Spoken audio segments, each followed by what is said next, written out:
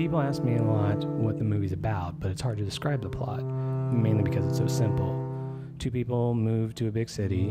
Over the course of a night, we see how the movie's not working out for them. And then we flash back to a night 6 months earlier in both their lives, where we see why they decided to move in the first place.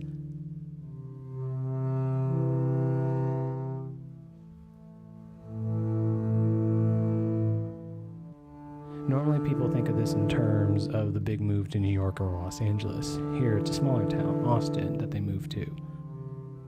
But the point is still there. It's to escape a small town. And the story I never hear people telling is how lonely and scary it is in those first 6 months after the move. That's the plot. I mean, maybe you think it's cool, maybe you don't. But the more important thing is to strive to create emotions on screen that you don't normally see. I mean, I went through this myself. Maybe not the specific events of the story, but definitely in the feelings. Another real pretentious aim I have for the movie, you'll constantly hear directors talking about how they want to be invisible storytellers, how they don't want to impose themselves on their work, and that they just want to tell a good yarn. Here's the thing, I want to impose myself because this is my story.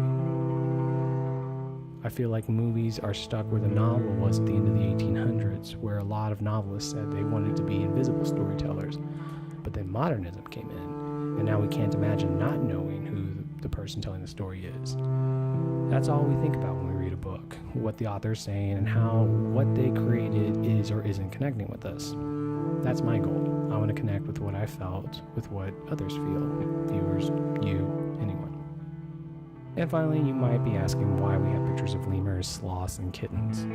Well, it's hard to explain the mix of comedy and sincerity we hope to use in the movie, but I mean, come on! Lemurs, sloths, and kittens. They're cute, too, right?